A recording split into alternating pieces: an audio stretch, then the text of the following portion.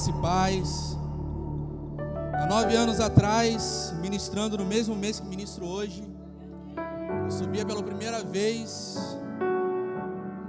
no altar do Senhor Jesus Cristo, do Projeto Vida em Nova Iguaçu, lá na Rua Cuba, próximo da Dutra, onde eu conheci essa casa.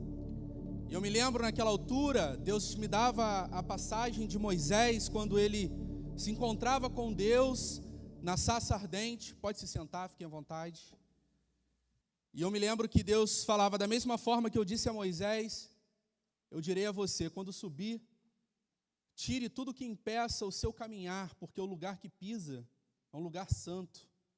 E 9 anos depois, essa mesma palavra me é dada, e eu subo novamente nesse altar, depois de 9 anos, com os pés descalços, para mostrar para Deus que a minha reverência continua a mesma, a minha obediência continua a mesma. Apesar de algumas decisões na nossa vida nós precisarmos tomar de acordo com as ocasiões que surgem, mas a obediência, o temor a Deus, ele não se perdeu, ele permanece o mesmo, e eu ainda sei ouvir a voz do meu pastor celeste, eu ainda reconheço a voz do bom pastor que encaminha a ovelha para dentro de um lugar seguro, e dessa mesma forma eu obedeço a voz do meu Senhor, mesmo 9 anos depois, ministrando no mesmo mês em que eu faço aniversário, no dia 19 de fevereiro. E quando eu recebi a passagem que daria motivo para essa ministração, que daria enredo para essa ministração, eu confesso que no primeiro momento a intenção era de lágrimas. Eu gostaria de repetir com vocês o seguinte: Deuteronômio 11, 25: vocês nunca serão derrotados, pois o Senhor, nosso Deus, cumprirá o que prometeu e fará com que todos os povos daquela terra fiquem apavorados com vocês. No primeiro momento, quando você lê um versículo bíblico, a primeira intenção é se encaixar dentro dele. Esse é o primeiro propósito de quando você lê a Bíblia, de quando você busca o conhecimento de Deus, a palavra de Deus, a boca de Deus aberta, falando ao seu favor. É pegar a sua vida e se encaixar dentro do que você está lendo. E quem não gostaria de ler que será indestrutível? Quem não gostaria de ler que as promessas de Deus permanecem de pé sobre a sua vida? Quem não gostaria de ler que Deus continua sendo o Senhor sobre a sua vida e mal nenhum te alcançará? E ainda, os seus inimigos terão medo, pavor, ao ver a sua presença de pé diante deles. É exatamente o que esse versículo fala. E quando você lê o contexto bíblico em que Moisés estava ao escrever esse livro, Deuteronômio é a afirmação das palavras e dos ensinamentos que Moisés já havia dado nos livros anteriores. É o 5º livro do Pentateuco. E esse livro, o último do Pentateuco, é instruindo os jovens dos 40 anos que eles passaram no deserto. E esses jovens ao qual estavam sendo ministrados agora por Moisés seriam os jovens que entrariam na terra prometida. Moisés começa a fazer esse discurso, a instruir essa juventude que entraria na terra prometida na beira do rio Jordão, onde eles estavam acampados. Esse discurso final de Moisés, antes da entrada do povo na terra prometida, era para dizer o seguinte: eu não vou com vocês. A geração passada dos seus pais também não vão. A partir de agora, daqui para frente, vocês estão sozinhos. E não se esqueçam de quem trouxe a nossa nação até aqui. Não se esqueçam das promessas que o nosso Deus entregou na minha geração passada, na geração dos pais de vocês, e agora passa o bastão para de vocês. A intenção de Moisés era de trazer a lembrança, trazer à memória aquilo que trazia esperança para aquele povo. Aqueles jovens, a partir dali, estariam por conta própria, não tinha mais pesquisas aos anciãos daquela tribo. A partir de agora, eles tinham que ser uma nação unida e, além de tudo, obediente ao Deus que havia os levado até então. Nesse capítulo 11 de Deuteronômio, Moisés está reforçando a importância da obediência total a Deus. Ele relembra o povo dos milagres no Egito, da travessia do mar, das correções no deserto, e agora prepara Israel para tomar posse da terra prometida. O versículo 25 é uma afirmação do que Deus já havia dizendo em Êxodo 23 e em Levítico 26, onde a presença de Deus traria temor aos inimigos, facilitando as vitórias do povo. Mas tudo estava condicionado à fidelidade. E Moisés estabelece 3 pilares dentro desse contexto histórico. O primeiro deles é a posse da promessa, onde a única exigência é a obediência. A terra já havia sido prometida a Abraão, a Isaac, a Jacó. Agora o povo está às portas da promessa, acampados no Rio Jordão, próximo, a poucos passos de entrar na terra que lhe havia sido prometida. Mas a permanência e vitória dentro da terra prometida dependem de obediência contínua. O segundo pilar que Moisés traz dentro desse contexto: a geração anterior havia falhado. Os pais dessa geração duvidaram, murmuraram, fizeram bezerro de ouro e se rebelaram. O resultado? Ficaram 40 anos no deserto e somente a nova geração entraria na terra prometida. Moisés está falando para um povo mais jovem, dizendo: aprendam com os erros dos seus pais. Mas lembrem-se, existe um terceiro pilar. E esse terceiro pilar diz o seguinte: a vitória viria não pelo poder humano, mas pela presença de Deus.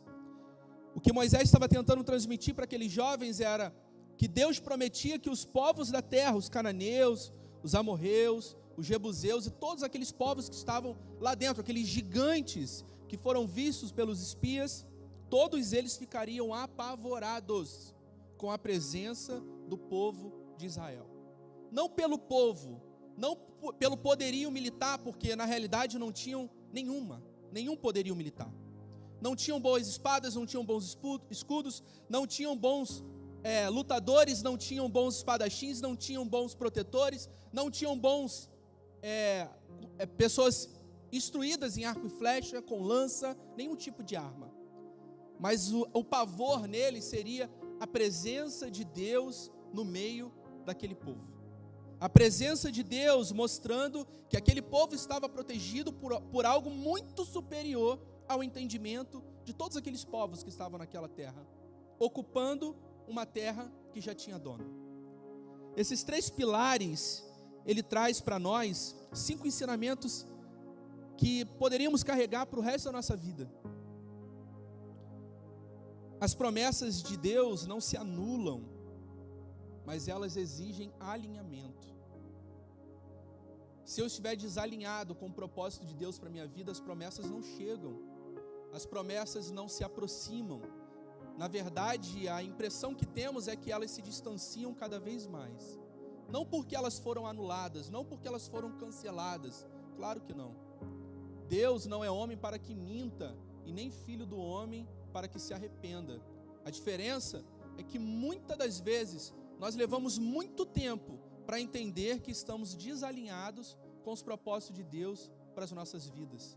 E o desalinhamento atrapalha a sua trajetória até a promessa que lhe foi prometida e já cumprida. Porque quando Deus diz farei, considere feito. Porque Ele não espera o tempo humano chegar, mas Ele o realiza no tempo de Deus. No tempo de Deus. A diferença é quanto tempo vamos levar para chegar até a promessa que já está pronta à nossa espera. Um carro sem alinhamento, o que acontece com o pneu? Além de você começar a ouvir o barulho, você começar a sentir uma diferença no volante, o seu pneu desgasta mais rápido. Ele está desalinhado, ele começa a raspar nas ferragens que deveriam proteger e direcionar os pneus pela direção do volante. E ali, se o carro estiver desalinhado, se a cambagem não tivesse sido feita, o carro começa a desgastar mais continuamente o pneu. E uma velocidade que pode estar mostrando lá no velocímetro 80 km por hora, o carro está se esforçando muito mais do que ele deveria para estar chegando naquela velocidade. O carro não está confortável para chegar naquela velocidade. O carro não está com seu alinhamento em dia para chegar naquela velocidade com qualidade. Da mesma forma somos nós. Se nós não estivermos alinhados com o propósito de Deus para a nossa vida, a nossa caminhada começa a trazer dificuldades.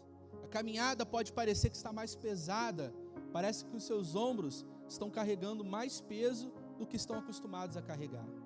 Portanto, a primeira aprendizagem que deveríamos tomar com Moisés, nesses 3 pilares que ele estabeleceu em Deuteronômio capítulo 11. As promessas não se anulam, mas exigem alinhamento. A segunda, alianças erradas, murmurações, desobediências podem atrasar ou impedir acessos que já estavam garantidos em outrora. Muitas das vezes você acha que tudo estava garantido e não entende por que você não consegue passar pela porta que você já vê aberta na sua frente. Tudo se encaixa, tudo entra no eixo certo, mas você nunca consegue atravessar a porta que está na sua frente. Nesse momento, é o momento que nós precisamos repensar as nossas alianças, como está o nosso dialeto, como estão as nossas conversas, como que estão os nossos propósitos, como que estão os nossos sentimentos, as nossas emoções, porque isso não vai cancelar o que Deus te prometeu, mas vai impedir que você atravesse a porta da promessa que Deus já havia aberto à sua frente. O terceiro ensinamento é: a próxima geração precisa aprender com os erros da anterior.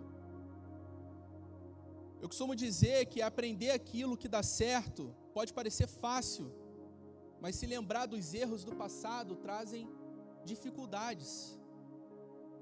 Mas quantos de nós precisamos olhar para os nossos pais para entender o que não fazer na nossa vida cotidiana? Quantos de nós conhecemos os erros dos nossos avós, dos nossos antepassados, e sabemos que aquele caminho vai trazer prejuízos?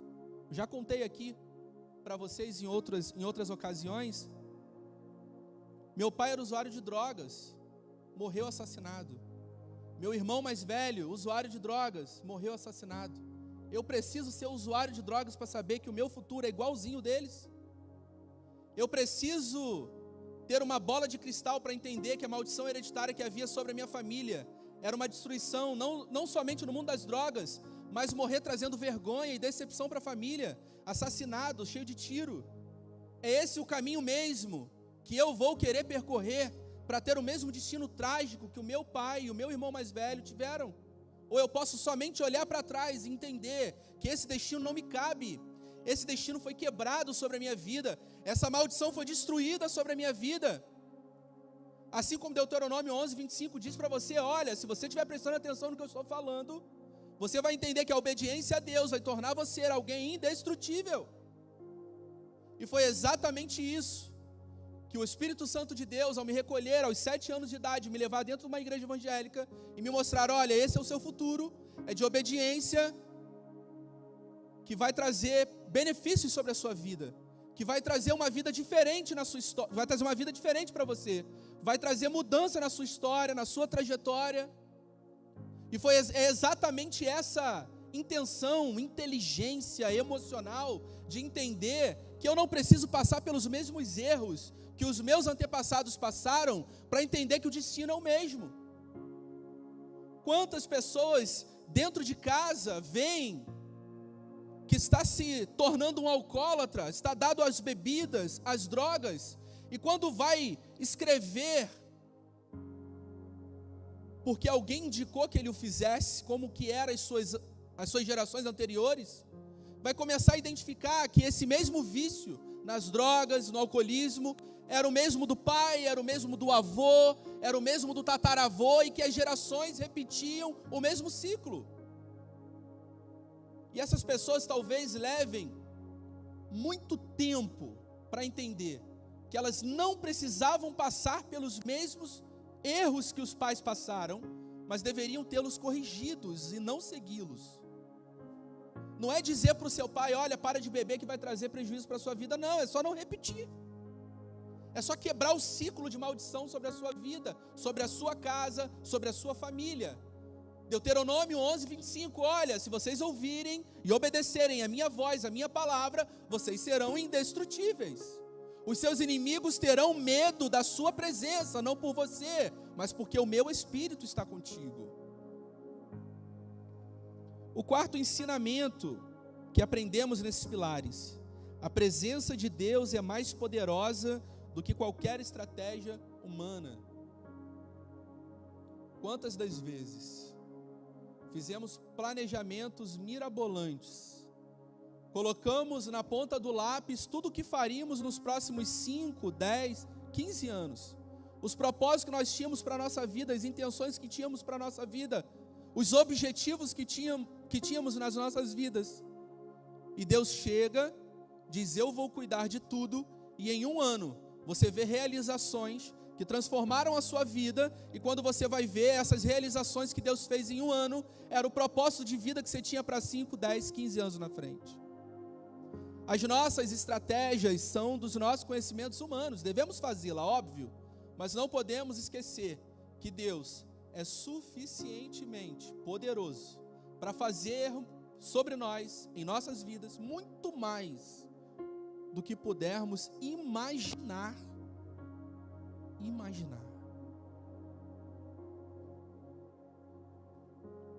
E o último ensinamento de Moisés dentro desses 3 pilares: mesmo às portas da vitória, a fidelidade permanece sendo a chave. Mesmo dentro da terra prometida, a fidelidade a Deus continua sendo a chave. Não é porque você alcançou o que Deus tinha prometido para você que a fidelidade acaba, que o contrato acaba. Muito pelo contrário. Você não vive sob um contrato, você vive sob uma decisão, você vive sob uma escolha.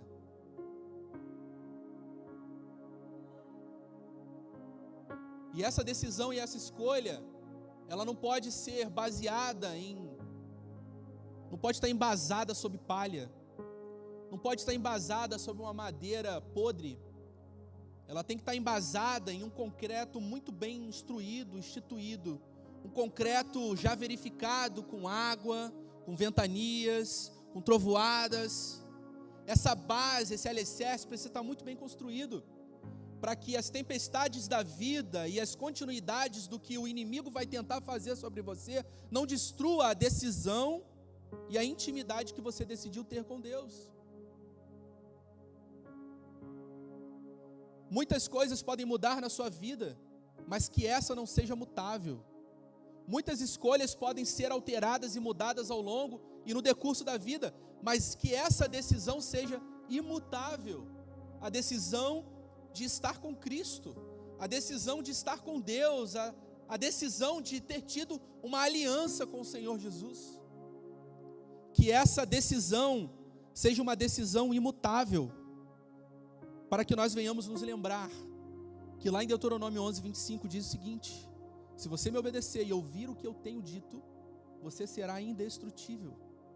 Os inimigos terão medo ao olhar para você, porque verão a minha presença sobre você. O contexto histórico que eu acabei de contar para você, onde o povo estava acampado para entrar na terra prometida, mas antes eles pararam, sentaram e ouviram as últimas palavras de Moisés para aqueles que entrariam na terra prometida. Esse contexto histórico muda um pouco a versão do que nós acabamos de ler, porque nós passamos a entender que agora existe uma nação nova em idade, não tão experiente como a anterior, afinal, nós estamos falando de Moisés, nós estamos falando de Arão, nós estamos falando de Ur, nós estamos falando de homens versados em todos os tipos de artifícios e de ofícios para montar todo um território, uma nova nação. Eles saíram escravos de um país para construir uma nação em uma terra que lhe havia sido prometida. Aliás, todos esses homens foram escolhidos para serem tirados de lá e entrarem na terra prometida. E agora, nós estamos olhando para uma nação completamente reduzida. Não eram mais os 3 milhões de hebreus que saíram do Egito, mas agora havia uma nação mais nova, havia uma nação que ainda não tinha tanta experiência quanto a anterior, mas era uma nação completamente remodulada. Nós podemos ver isso através dos 12 espias. Apesar de 10 terem dito que a terra era impossível de ser alcançada e repovoada, de ser tomada para si, 2 se posicionaram. 2 se posicionaram de forma muito eminente, muito empoderada, dizendo o seguinte: não, estou enganado. A terra tem sim alguns obstáculos a serem transpostos, mas vale muito a pena. Vale muito a pena. E outra, não estamos mais sozinhos. Não estaremos sozinhos, estaremos com Cristo. Estaremos com Deus ao nosso lado, mostrando que Ele é o nosso escudo e broquel. O que Deus te prometeu ainda está de pé. Mas eu preciso compartilhar com vocês 3 aprendizados que eu vivi nos últimos anos sobre a minha vida, e eu espero que sirva de alerta e edificação para a vida de alguém que hoje está aqui conosco, ou está ouvindo essa mensagem de alguma forma. E o primeiro deles: nem todo atraso é derrota. Nem todo passo para trás significa que você perdeu a guerra. Nem sempre a batalha que estamos enfrentando é por falta de fé. Às vezes é por falta de foco. E foco não é só saber para onde estamos indo, mas sabermos com quem estamos caminhando. Não estou falando aqui sobre rebelião, nem de alianças ministeriais erradas, muito pelo contrário. Eu louvo a Deus pela vida dos meus pastores. Eu louvo a Deus pela vida do pastor Márcio Gonçalves, pela vida da pastora Vanilda. Quantas vezes, de noite, muito de manhãzinha, eu mando mensagem, peço socorro, me socorre aqui, me ajuda, estou afogando, joga a boia, e eles nunca disseram não para mim. Sempre estiveram ao meu lado, sempre estiveram prontos para uma palavra de qualidade, não somente de vivência deles, mas também vinda de Deus. Momentos muito oportunos que Deus me mostrou que eu tenho pastores, que eu tenho líderes fortes, decididos, convictos. Estou falando sobre isso. Mas muitas das vezes nós podemos nos aliançar a pessoas que podem atrasar o nosso caminho, que podem atrasar a nossa trajetória. Podemos ter ideias, pensamentos, sentimentos que muitas das vezes não são seus, foram colocados exatamente como pedra de tropeço, para que você enfraqueça o seu caminhar, para que os seus pés estejam feridos e você não continue a caminhada. E é exatamente sobre isso que eu estou falando. Nós precisamos repensar sobre o foco da nossa vida, porque se você em algum momento fraquejou na sua caminhada, não significa que você está perdendo a batalha, significa que você precisa parar, repensar a trajetória, identificar se você sem querer não entrou numa rota errada, para que você possa corrigir o quanto antes e voltar aos caminhos que Deus planejou sobre a sua vida. É muito mais fácil corrigir um caminho errado do que ir com ele até o final. O caminho errado pode parecer muito prazeroso, pode estar asfaltadinho, não tem quebra-mola, tem faixa de pedestre, tem identificação lateral na via, tem olho de gato na pista para a noite. O caminho é lindo, mas nem sempre nós vemos que não tem barragem na lateral da pista e que qualquer deslize vai te levar para um abismo que não tem mais volta. Nem sempre o caminho precisa ser de qualidade, mas a segurança nele sim. E na sua vida só existe uma barragem lateral para o seu carro não desviar, não cair. Mas se necessário for, você vai bater nele, mas vai voltar para a via. E essa segurança chama-se Jesus Cristo. Porque todas as vezes que o inimigo tentar levar a sua vida, transformar a sua vida num caos, tentar destruir a sua casa, tentar destruir as suas finanças, tentar destruir o seu caminho correto que tem seguido até então, todas as vezes que você bater na lateral, na barragem lateral da pista, que se chama Jesus Cristo, ele vai dizer o seguinte: volta para o caminho. Volta para o caminho, pode ter buraco, pode ter pedra, mas seu carro é resistente. O seu step sou eu. O seu mecânico está dentro do carro, não está fora. Eu estou contigo para o que der e vier. A diferença do caminho errado para o caminho certo é que o caminho errado você não consegue ouvir a voz de Deus. O caminho errado bloqueia a voz de Deus no teu ouvido. Bloqueia a voz de Deus nos teus sonhos. Bloqueia a voz de Deus na tua caminhada, na tua casa, na tua família. A sua trajetória pode parecer linda, numa pista maravilhosa, mas você nota que o silêncio é ensurdecedor. E acredite, se você não está ouvindo mais a voz de Deus, a voz do Espírito Santo, se você não sente mais a presença dEle, se você não sente mais o tocar dEle sobre a sua vida, você está no caminho errado. Você pegou um atalho e não percebeu. E é um atalho que não vai te levar mais próximo da linha de chegada. As decisões que pareciam boas, mas não estavam completamente alinhadas com o tempo ou com o ritmo de Deus para a sua vida. E isso não me faz perder a promessa, mas prolonga o meu caminho até ela. Estar na trajetória errada prolonga o meu caminho até a promessa. Talvez você esteja vivendo algo parecido com o que eu contei aqui. E minha oração hoje é que essa ministração seja um caminho diferente para você. Que você não precise passar por tudo que alguns passaram para aprender que nem toda boa escolha é a certa para o seu chamado. Nem toda escolha que parece boa é a certa para o seu chamado. O segundo ensinamento que eu gostaria de compartilhar com vocês hoje. O favor de Deus abre portas, mas a obediência nos mantém dentro delas. O povo de Israel não teria que lutar com força humana. Deus faria os inimigos tremerem diante deles, mas havia uma condição, a obediência.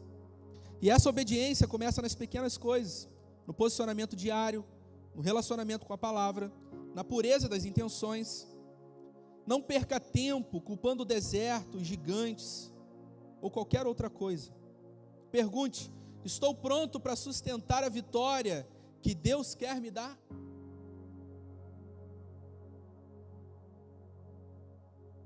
Muitas das vezes, eu lido com pessoas todos os dias. Eu trabalho com, uma grande parte do meu trabalho é lidar com atendimento ao público. E eu acho engraçado que o que pode parecer óbvio para algumas pessoas é completamente ignorante para outros. Completamente ignorante para outros. Eu trabalho no cartório de registro civil. No município onde eu trabalho, lá em Belfor Roxo, são 3 cartórios. Um é de registro civil, o outro é de notas e o outro é de registro de imóveis. Tem uma placa identificando o nosso cartório, mostrando que ali é um cartório de registro civil. Embaixo diz o seguinte: casamento, nascimento e óbito. Metade das pessoas que eu atendo no balcão foram lá reconhecer firma, fazer autenticação, fazer união estável. está escrito isso na placa, não precisava nem a pessoa ter entrado na fila. Mas muitas das vezes as pessoas não entendem que, às vezes, o que está escrito vai privar você de entrar no lugar errado. Aí o diabo vem, coloca uma placa no meio do caminho que você está. E nessa placa está escrito: destruição, ruína e miséria. Você vai entrar naquele caminho? Você vai entrar naquele caminho? Mas acredite, tem gente que vai entrar. Mas está escrito. Aí muitas das vezes a gente é incapaz de dizer o seguinte: eu errei, eu devia ter lido a placa e não li. Eu devia ter lido o que estava escrito antes de entrar naquele lugar e não li. Com essa pergunta, com essa identificação de que o culpado é você, por ter trilhado o caminho que era errado desde o início, você coloca a culpa em qualquer outra coisa. Você coloca a culpa no tempo, você coloca a culpa na condução, você coloca a culpa na pessoa que está do seu lado, na pessoa que te atendeu. E quanto mais tempo eu levo culpando as outras pessoas pelos meus erros, mais difícil é de acertar o meu caminho, de acertar os meus erros, de identificar e consertá-los.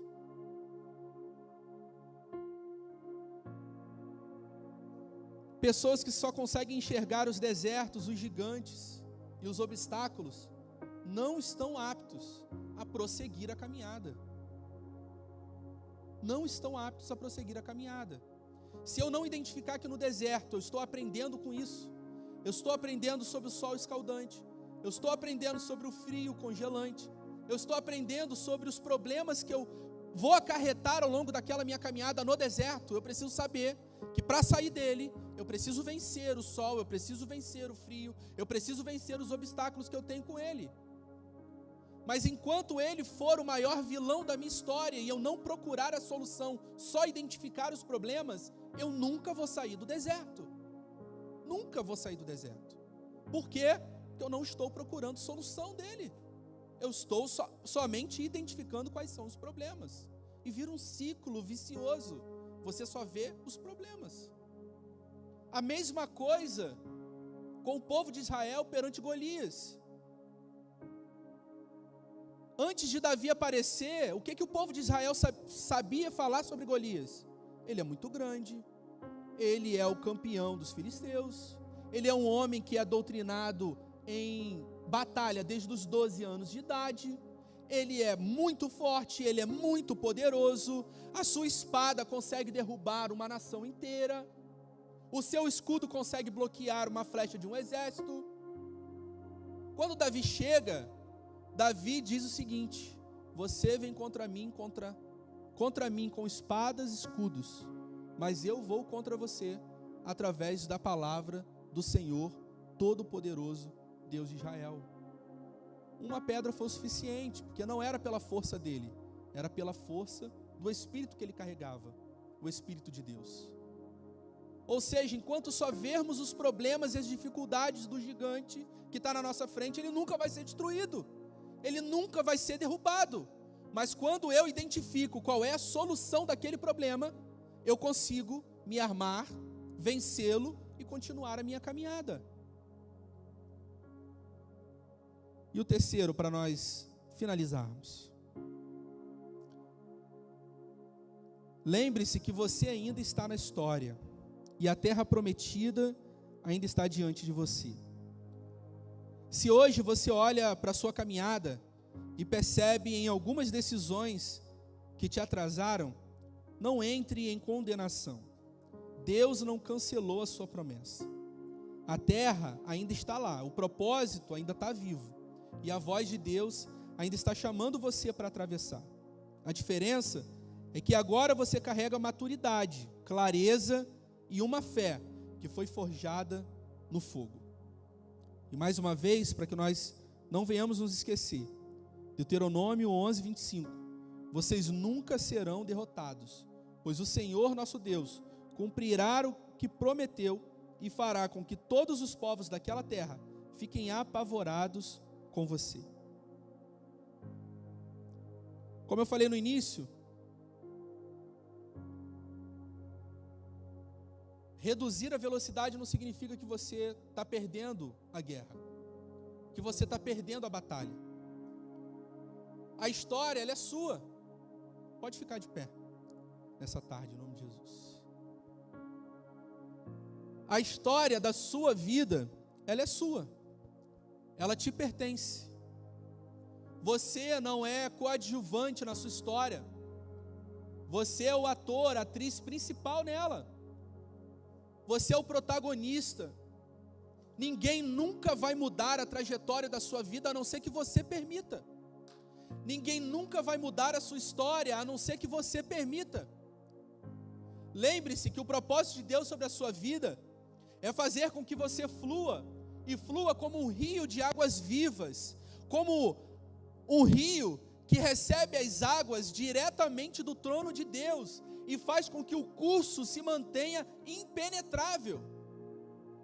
Você é um rio que possui uma correnteza muito forte, capaz de carregar não somente a sua vida, mas aqueles que te rodeiam, a sua casa, a sua família, os seus amigos que ouvem a voz de Deus, assim como você. Você é como se fosse um impulsionador de velocidades. Você, dentro da sua história, não é qualquer um. Você não é aqueles participantes que nem nome tem no final do cast lá do filme, onde aparece lá, Hebreu 1, Hebreu 2, vilão 1, vilão 2. Não, você tem nome. Você tem um nome, você tem uma história muito bem escrita pelas mãos de Deus. Você não foi dado errado, você foi escrito, pensado, você foi muito bem arquitetado pelos pensamentos de Deus, para fazer com que você viesse a esse mundo, para mudar a sua vida, para mudar a vida da sua família, para mudar a vida daqueles que te rodeiam. O inimigo pode tentar de todas as formas interferir nos planos e nos propósitos de Deus para a sua vida, mas acredite, ele só vai conseguir se você deixar. Ele só vai seguir em frente com esse plano se você deixar.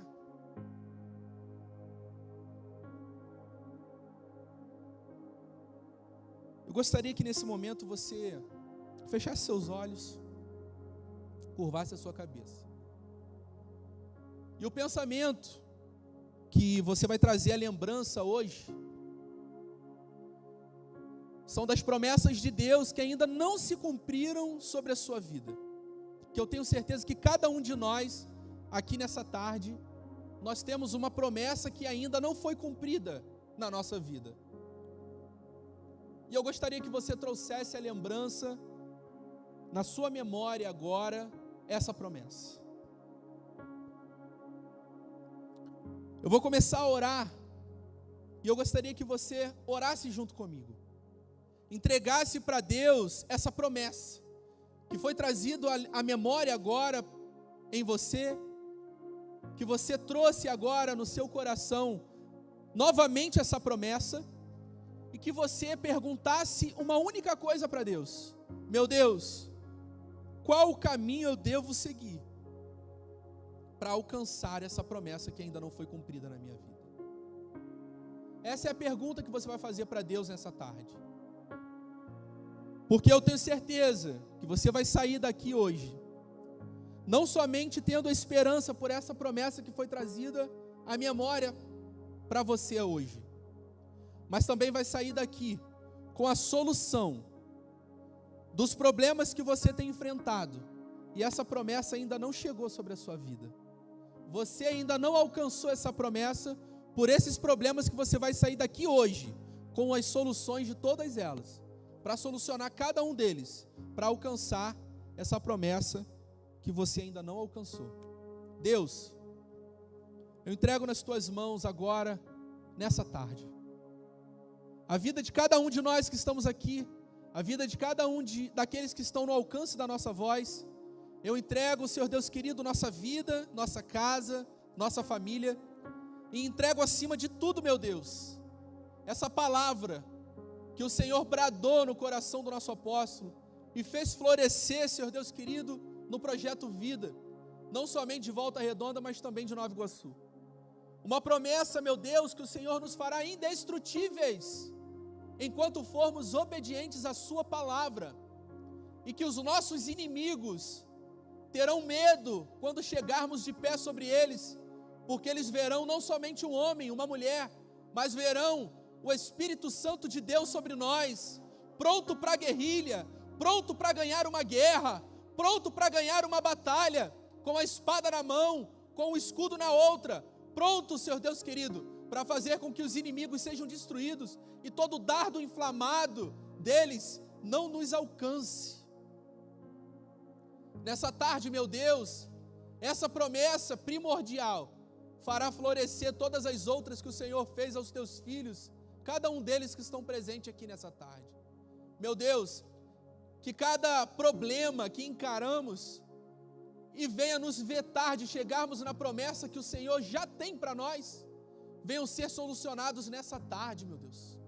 Soluções não do ser humano, do humano, mas venha, Senhor Deus querido, soluções dos altos céus, de uma mente, Senhor Deus querido, ao qual bradamos a mente de Cristo sobre a nossa, para fazer com que nós venhamos transpor todos os obstáculos que estejam à nossa frente, para alcançarmos todas as promessas que o Senhor um dia nos fez.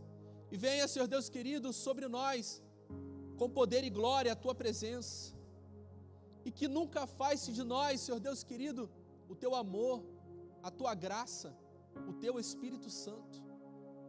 Que a tua palavra nos diz que é o responsável por convencer o homem do pecado, da justiça e do juízo, e é a ele que precisamos ouvir nos momentos difíceis da nossa caminhada, e é através disso que eu apresento a nossa vida nas tuas mãos nessa tarde.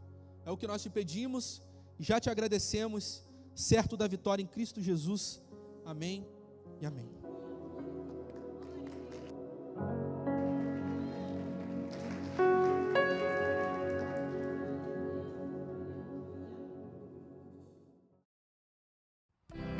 Shalom, queridos, que Deus abençoe sua vida.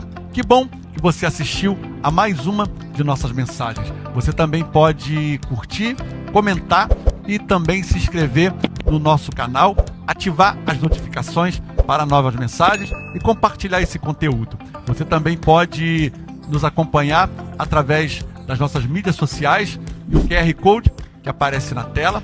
E claro, você também pode participar dessa obra compartilhando e doando a sua oferta para que possamos pregar o Evangelho. Que Deus te abençoe.